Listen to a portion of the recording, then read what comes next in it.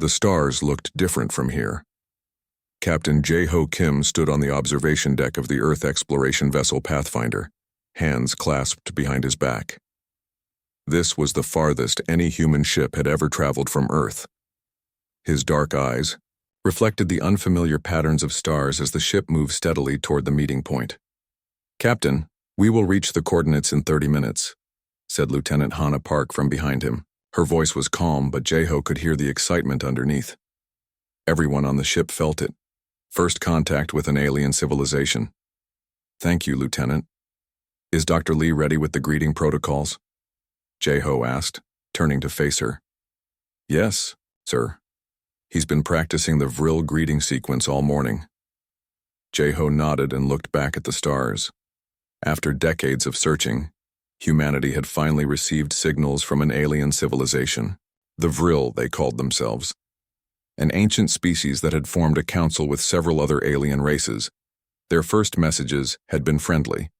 They invited humanity to join their galactic community. The United Earth government had chosen the Pathfinder for this historic mission. 200 crew members, the best scientists, diplomats, and officers Earth had to offer. Their orders were simple: represent humanity with dignity and establish peaceful relations. "Sir," Hannah said, breaking his thoughts, "Admiral Chen wants to speak with you before we arrive." J-Ho followed Hannah to the bridge. The large view screen showed the face of Admiral Chen back on Earth. "Captain Kim," the Admiral said, "you're about to make history. How are you feeling?" "Ready, sir," J-Ho replied. "The crew is prepared. We've studied all the Vril communications and cultural information they shared." The Admiral nodded. "Remember, this meeting will shape humanity's place in the galaxy. Show strength, but also respect. And Captain, keep your defensive systems online just in case." "Sir, the Vril specifically asked that we approach with minimal defenses as a show of good faith." "I know what they asked, Captain, but a small shield won't offend them, and it might save your lives if something goes wrong." J-Ho didn't like it, but he understood. "Yes, sir. Minimal defensive shields only." After the call ended, Dr. Do-Hyun Lee entered the bridge. The ship's chief scientist looked excited, his normally neat hair slightly messy from running his hands through it. "Captain, I've been analyzing the latest data packet from the Vril," he said, his words coming fast. "Their technology is amazing. They use a form of energy manipulation we've only theorized about. Their ships can—" "The short version, please." "Doctor," J-Ho said with a small smile. Dr. Lee's enthusiasm was well known on the ship. "Sorry, Captain, simply put, they're at least 100 years ahead of us technologically. But their messages suggest they want to share knowledge." "That's good news." J-Ho turned to the main console. "Helmsman, time to arrival?" 20 minutes. "Captain, all stations prepare for first contact protocols. Lieutenant Park, bring our shields to minimum power as discussed." The crew moved with purpose, checking systems and preparing for the historic meeting. J-Ho felt pride watching them work. Humanity had fought wars among themselves for centuries before finally finding peace. Now they were ready to join a larger community among the stars. "Sir," called out Ensign Soo-Jin Bae from the sensor station, "I'm detecting a ship approaching the meeting point." The bridge grew quiet. On the main screen, a ship appeared. It looked like nothing they had ever seen before, smooth and curved, with no visible engines or weapons. It glowed with a soft blue. "Light, open communications," J-Ho ordered. "Channel open, sir," Hannah replied. J-Ho straightened his uniform and spoke clearly. "This is Captain J-Ho Kim of the Earth exploration vessel Pathfinder. We come in peace as representatives of humanity." There was no response. "Maybe they don't understand our transmission format," Dr. Lee suggested. "Let me try the communication protocol they sent us." Dr. Lee worked at his console, sending a series of mathematical sequences the Vril had included in their messages. Still nothing. "Sir," Ensign Bae said, her voice suddenly tense, "I'm detecting energy buildup in the alien vessel." Dr. Lee moved to the sensor station, checking the readings. His eyes widened. "Captain, those energy patterns, They're not like anything in the Vril communications data. Could it be a greeting of some kind? Jeho asked. I don't think so, Dr. Lee said slowly. The energy is focused, directional. It's almost like a bright flash of light cut off his words. The Pathfinder shook violently. Warning alarms screamed across the bridge. Red emergency lights flashed. On, we've been hit, Hana shouted. Port side, decks 4 through 7, shields at 30%. Return fire? Asked the weapons officer. No, Jeho ordered quickly. This could be a misunderstanding. Open all channels, maximum broadcast, tell them we mean no harm. Another blast hit the ship. The lights flickered. Jeho was thrown against his chair. Shields failing. Hull breach on deck 5, someone shouted. Captain, we need to defend ourselves, Hana urged. Jeho saw the fear in her eyes, but also determination. He thought quickly. If this was a misunderstanding, firing back could start a war. But if it wasn't, send another peace message, he ordered, and begin evasive maneuvers. The Pathfinder turned sharply, trying to escape the attack. But the Vril ship was faster, more agile. It fired again and again. Engine power dropping, life support failing on decks 3 through 7, reported the engineering officer. Captain, we can't take much more. Damage reports flooded in. 20 crew members dead, 30 injured. Fire in the science labs. Dr. Lee worked frantically at his console. Captain, I'm recording everything. The attack pattern, their technology. Future ships will need this data. Another hit rocked the ship. A console exploded, throwing Dr. Lee across the bridge. He lay still, blood spreading beneath him. Doctor! Jeho rushed to him, checking for a pulse. It was weak, but there. Emergency medical to the bridge, he shouted. Captain, Hana said urgently. Emergency FTL is our only option. We need to jump now. Jeho looked at his wounded ship, his dead and dying crew. This wasn't how first contact was supposed to go. They came in peace, they followed all protocols. They fired first, he said quietly, a cold anger building inside him. He turned to Hana. Set course for Earth. Maximum emergency FTL. We need to warn them. Course set. Emergency jump in 5 seconds. As the ship prepared to jump, Jeho looked at the alien vessel on the screen. His voice was soft but filled with determination. They fired first, he repeated. They have no idea what they've just done, no idea what we are, what humans become when attacked. The Pathfinder disappeared into FTL, leaving behind the bodies of the dead crew members and any hope of peaceful first contact. Earth would soon learn of the attack, and Earth would respond. The Vril had fired first. Now they would face the response of a killer species they had gravely underestimated. The Pathfinder limped back to Earth, barely holding together. Emergency repairs kept life support functioning, but just barely. In the medical bay, Lieutenant Hana Park sat beside Captain Jeho Kim, who had suffered a concussion during the attack. How many? He asked, his voice weak. Hana looked down at her tablet. 67 dead, Captain. 42 injured. She paused. Dr. Lee died an hour ago. The medical team tried everything. Jeho closed his eyes. Do-Hyun Lee had been his friend for 15 years. They had trained together for this mission, dreaming of peaceful first contact. Now he was gone. Did he finish his data transmission before he died? Jeho asked. Yes, sir. He managed to send all the sensor readings and his analysis to Earth before the attack damaged the communication systems. Good. His work might save us all. 3 days later, the damaged Pathfinder reached Earth orbit. A small fleet of ships met them, providing medical support and helping the wounded crew transfer to the orbital station. On Earth, the United Earth Defense Council gathered in their underground headquarters beneath the old United Nations building in New York. 24 leaders representing all regions of Earth sat around a large round table. The mood was grim. Admiral Jiwoo Kang, head of Earth's defense forces, stood before a large screen showing the Pathfinder's black box recordings. The council members watched in silence as the Vril ship fired on the human vessel without warning. When the recording ended, Admiral Kang turned to face the council. Her face showed the anger she felt, but her voice remained controlled. They attacked a peaceful diplomatic mission, she said coldly. They killed 67 of our people. They must answer for this. Council Chairperson Elena Rodriguez nodded. We all agree, Admiral. The question is how to respond. We have maintained peace on Earth for generations. We have no active warships. We have the designs, Admiral Kang replied. The knowledge is preserved in our archives. We can build them again. From the back of the room, a quiet voice spoke. Before we discuss warfare, we should understand why they attacked. All eyes turned to the speaker. Sang-Min Choi was Earth's leading xenopsychologist, a small man with thoughtful eyes and gray hair. He walked to the center of the room. Dr. Lee sent his analysis before he died, Sang-Min said. I've studied it alongside everything we know about the Vril. I believe I understand what happened.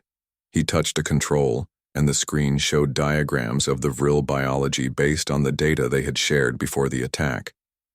The Vril, and likely the other species in their council, evolved as prey animals, Sang-Min explained. Their entire civilization is built on cooperation and avoiding conflict. They have no natural predators in their home systems. What does this have to do with the attack? Asked Counselor Omar Ndidi. Everything, Sang-Min replied. They attacked because they're afraid. They've never encountered a species like humans before. Admiral Kang frowned. Explain. In Earth's evolutionary history, we developed as persistence. Hunters, Sang-Min continued. We can run for hours, we track, we pursue, we don't give up. He looked around the room. We are what the Vril fear most, a killer species that never stops coming. The room was silent as the council members considered his words. Are you saying they attacked us because of what we are? Chairperson Rodriguez asked. Yes. They fired. First, because they fear what we represent, the predator they've never faced. Admiral Kang stepped forward. If they feared us before we did anything, what will they do now? Will they attack Earth directly? They might, Sang-Min admitted.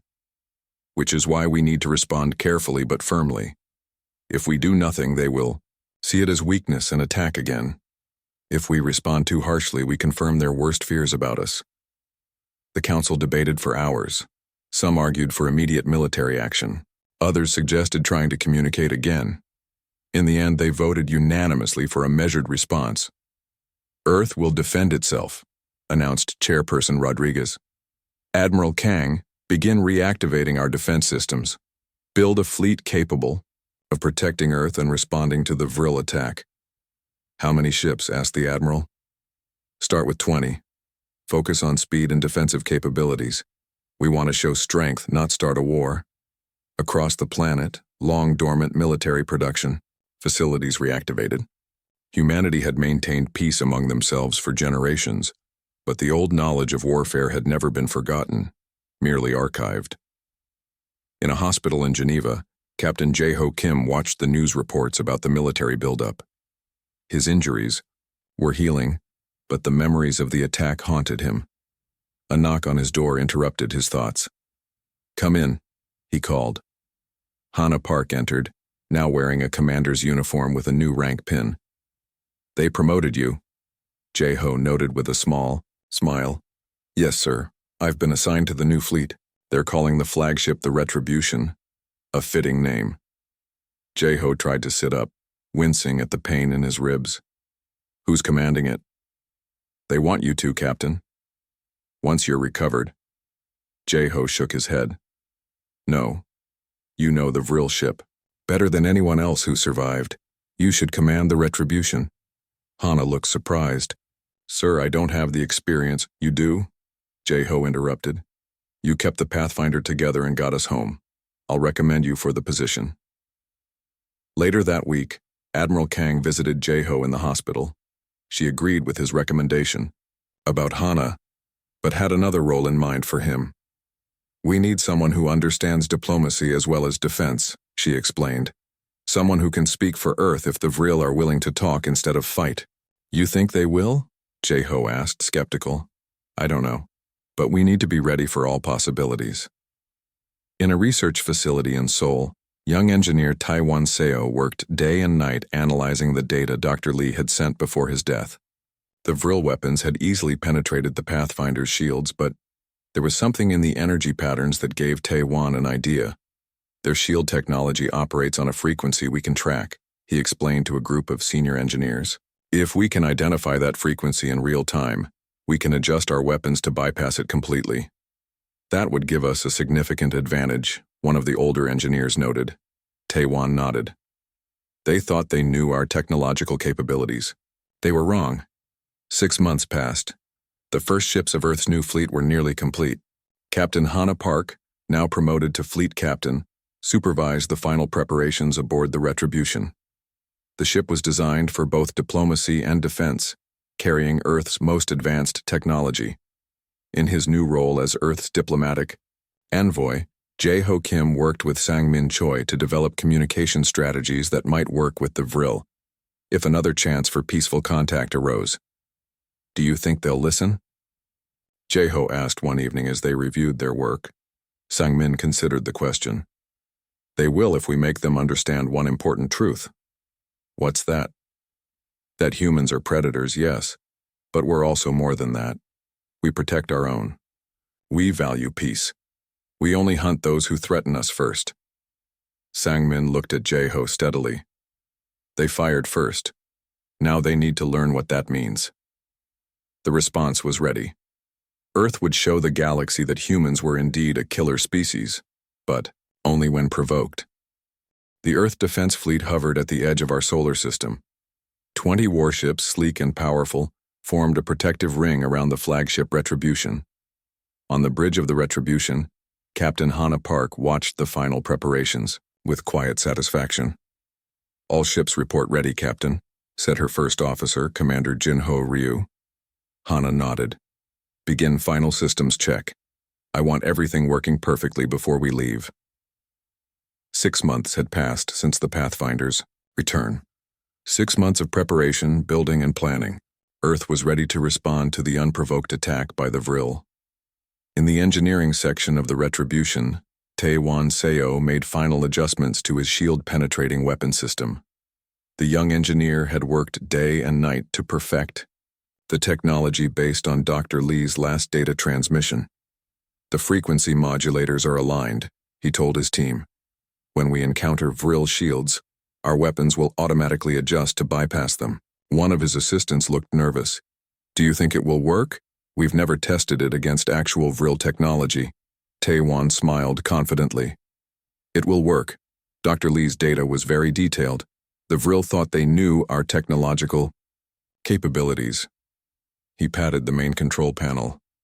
They were wrong. On Earth, Jae-ho Kim attended a final briefing with the Defense Council. His injuries had healed, but he carried a cane, a reminder of the attack that had killed so many of his crew. The fleet is ready, Admiral Ji Woo-kang informed the council. Captain Park will lead them to the border of Vril space. Their mission is to demonstrate our military capabilities and demand reparations for the attack on the Pathfinder. And, if the Vril refuse? Asked Councilor Rodriguez. The Admiral's face hardened. Then Captain Park has authority to take appropriate action. Jae-ho spoke up. We should remember that our goal is accountability, not revenge. We want to show strength but also restraint. Admiral Kang nodded. Agreed. That's why you're going with them, Captain Kim. As our diplomatic representative, you'll speak for Earth if the Vril are willing to talk. Back on the Retribution, Hannah reviewed the mission plan with her captains. The faces of 19 ship commanders looked back at her from the large view screen in the briefing room. Our primary objective is to deliver our message and show our strength, she explained. We will approach the Vril homeworld system but maintain a respectful distance. We will not fire first. But we will fire back if necessary, added Captain Sun Woo Choi of the cruiser Vigilance. Yes, Hannah confirmed. We will defend ourselves with full force if attacked. Engineer Seo's shield-penetrating technology gives us a significant advantage. The Vril won't expect it. As the meeting ended, Hannah remained alone in the briefing room. She thought about the friends she had lost on the Pathfinder. She thought about Dr. Lee dying in the medical bay despite the doctor's best efforts. She felt anger rising in her chest but pushed it down. This mission required a clear head. Far from Earth, on a neutral trading station near the border of several alien territories, intelligence officer Minji Yoon blended in with the crowd. Disguised as a merchant, she had spent weeks gathering information about the Vril and the other council races. Minji sat in a dimly lit corner of the station's main trading hall, pretending to drink while listening to conversations around her. Her translator implant helped her understand the various alien languages. What she had learned was surprising. Not all council members had supported the attack on the Pathfinder. The Lyran, one of the older races, had apparently argued against firing on the human ship. A tall, slender alien approached her table. Its skin was pale blue with 4 arms and large, expressive eyes. "A Lyran, may I join you?" it asked in accented but clear human language. Minji nodded, hiding her surprise. "Please do." The Lyran sat gracefully. "My name is Eltherai, and you are not a merchant human." Minji tensed, ready to reach for the hidden weapon in her sleeve. "Please," Eltherai said quickly, raising all 4 hands in a peaceful gesture. "I mean no harm. I wish to talk." "About what?" Minji asked cautiously. "About the mistake my fellow council members made. About why the Vril attacked your ship." Eltherai leaned forward. "And about how to prevent a war that will harm us all." Minji studied the alien carefully. "Why would you help us?" "Because the Lyran understand what the Vril do not.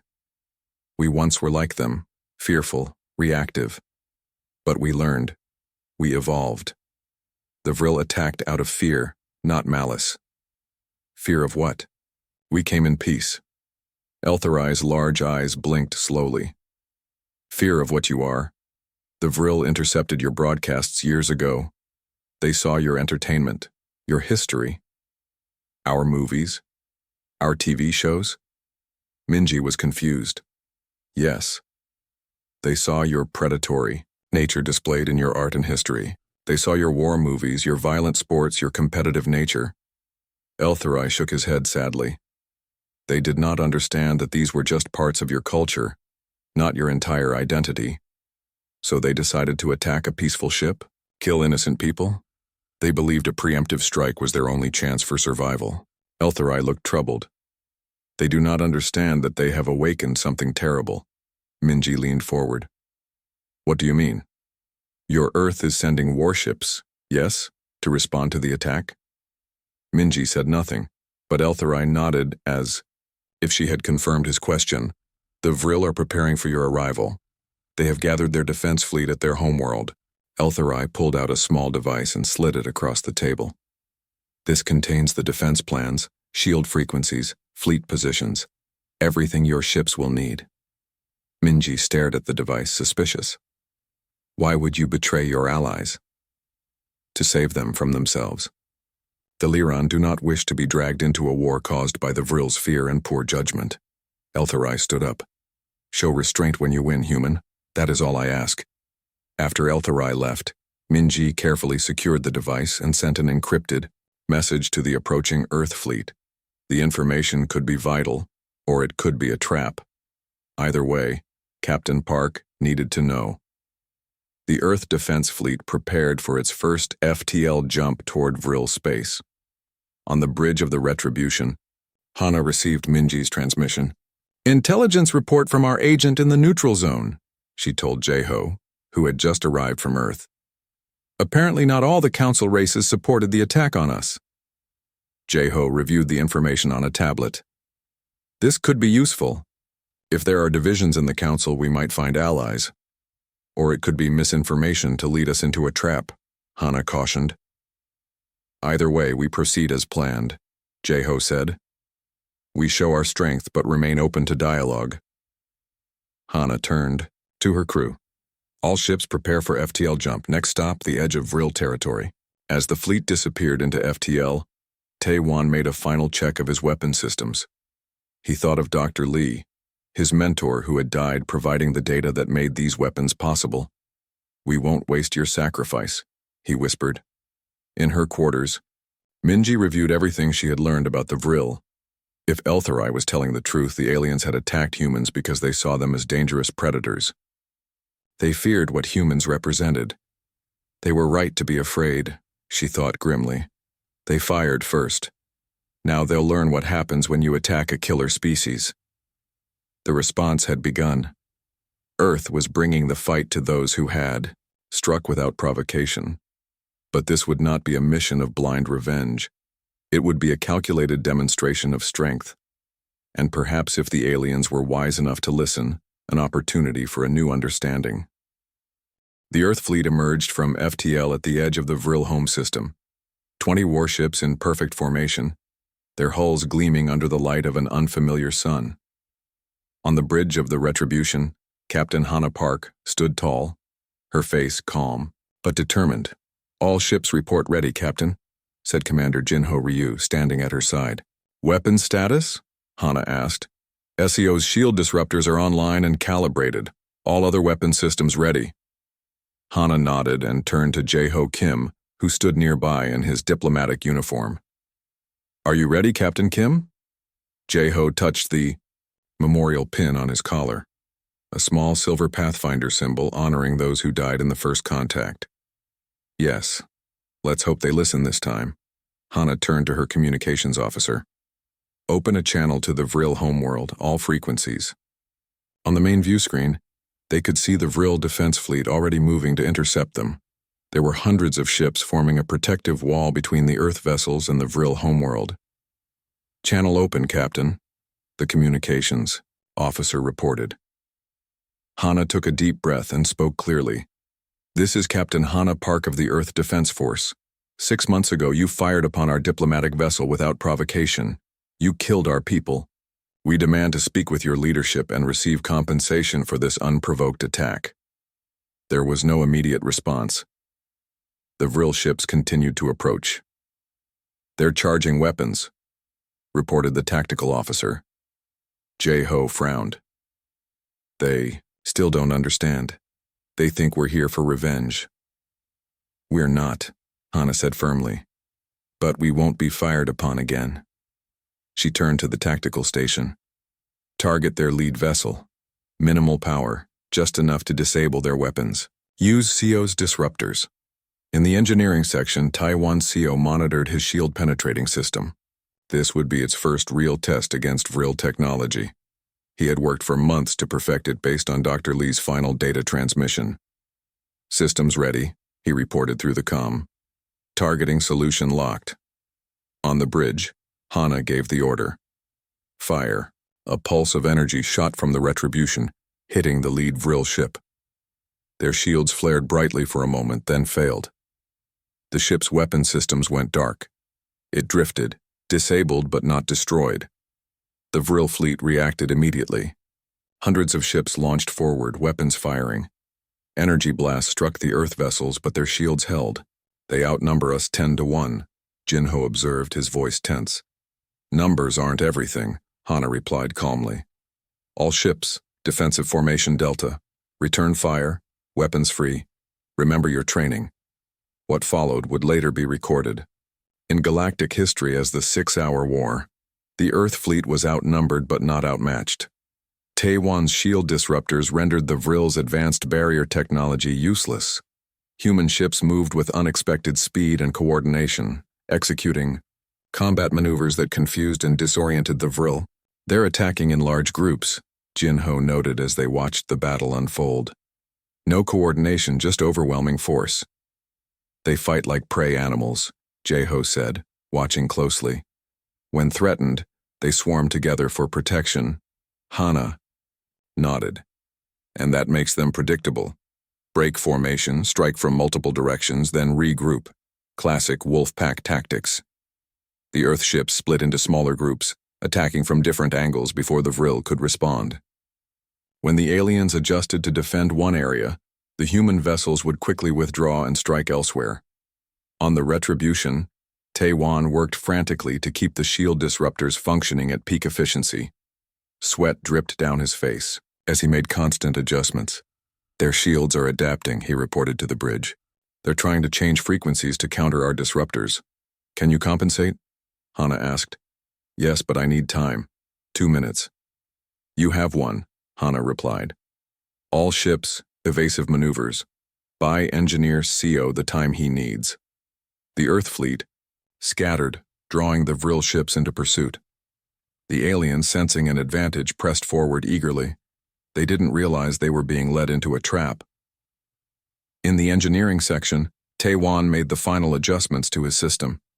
Disruptors recalibrated, he announced. New targeting solutions ready. All ships, Hana commanded. Converge on the main Vril defense station. Fire on my mark.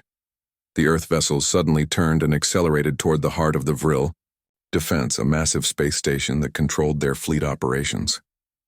The Vril ships rushed to protect it, but they were out of position, scattered from their pursuit of the human vessels. They took the bait, Jinho said with satisfaction. Fire disruptors, Hana ordered. 20 beams struck the space station simultaneously. Its shields flared brilliantly, then collapsed completely. The station was defenseless. Target their weapons and engines only, Hana commanded. Disable, don't destroy. Precise shots from the Earth vessels struck key systems on the station, leaving it intact but unable to fight or coordinate the Vril fleet. Without central command, the alien ships fell into disarray.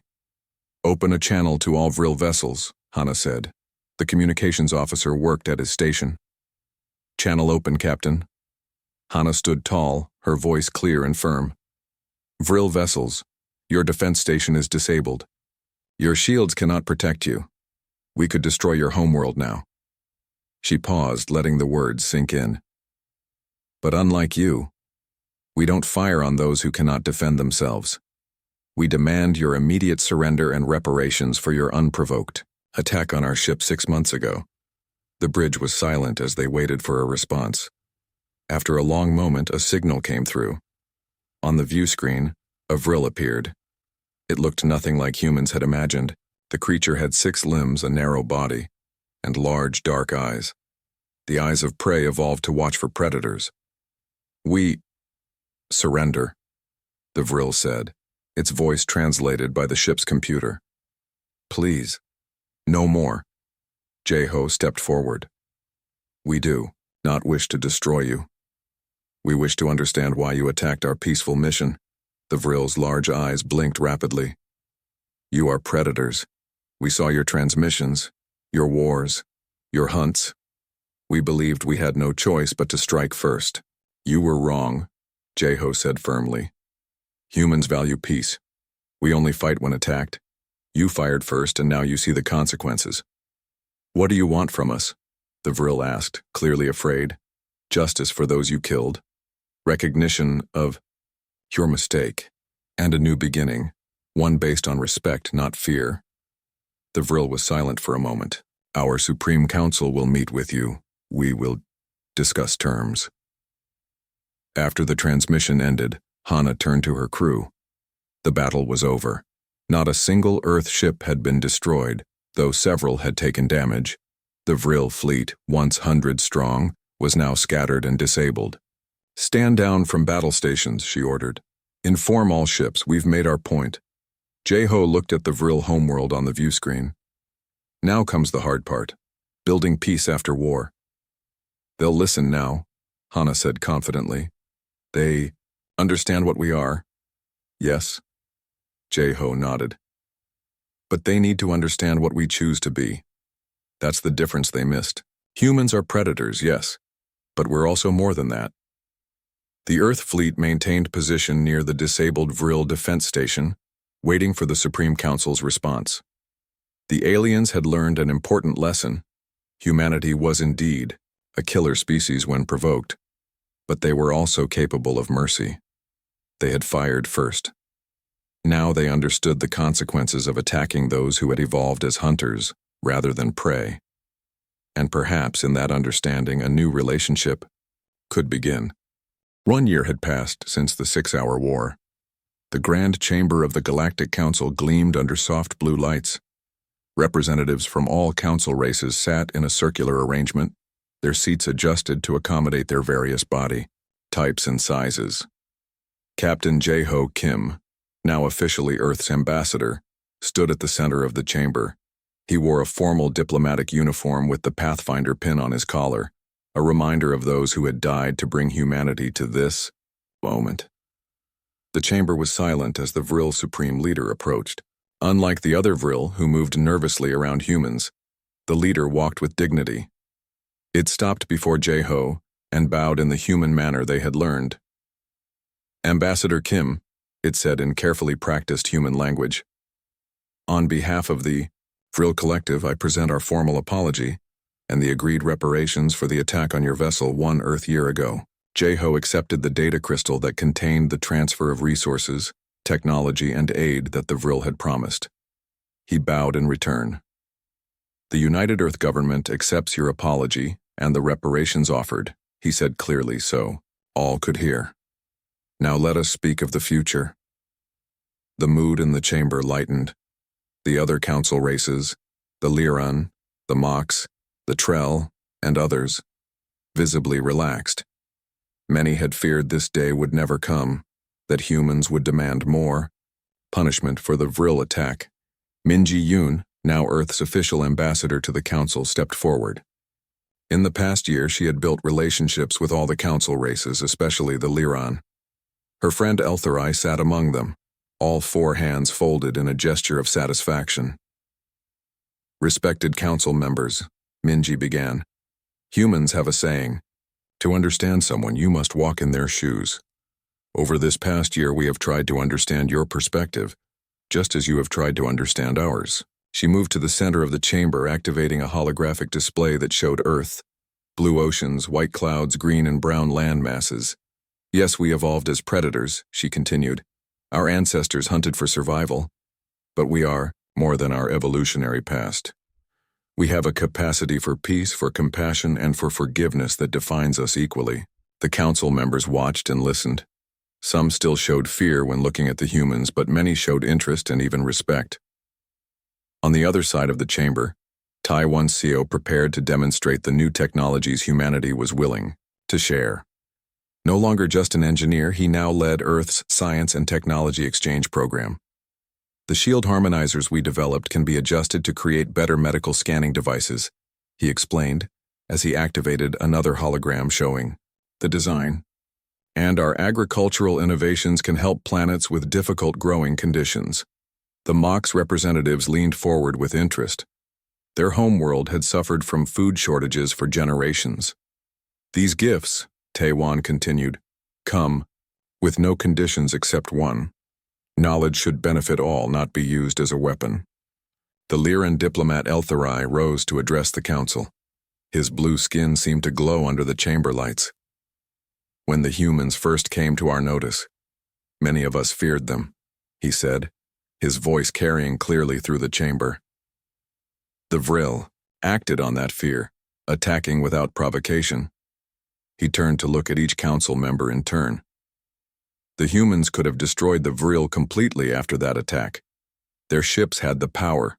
Their weapons had overcome all defenses. The chamber was silent. Everyone knew this was true. Instead, Eltherai continued, they showed restraint. They responded with proportional force and then offered peace. This is not the behavior of mindless killers, but of a species that understands the responsibility of power. Back on Earth, Admiral Jiwoo Kang watched the proceedings via transmission. Beside her stood Captain Hana Park, now commander of Earth's new defense fleet. They listened as Jeho presented the treaty for signing. First provision. Jeho read, loud. No first strikes. Diplomatic solutions must always be attempted before military action. Admiral Kang nodded with approval. He's done well, she said to Hana. We all have. Do you think it will last? Hana asked. The peace? It will if we work at it, the Admiral replied. Fear is a powerful emotion, but understanding is stronger in the long run. In the council chamber, representatives from each race came forward to sign the treaty. The Vril Supreme Leader was the first, pressing all 6 appendages into the specialized scanner that recorded biological signatures. After all had signed, Jeho stood once more at the center. Today marks a new chapter for all our peoples, he said. But we should not forget the lessons of the past. He turned specifically to the Vril leader. You fired first, he said quietly. But his words carried in the silent chamber. And now you understand what that means. But you also understand what it means that we chose not to fire last. Remember that lesson.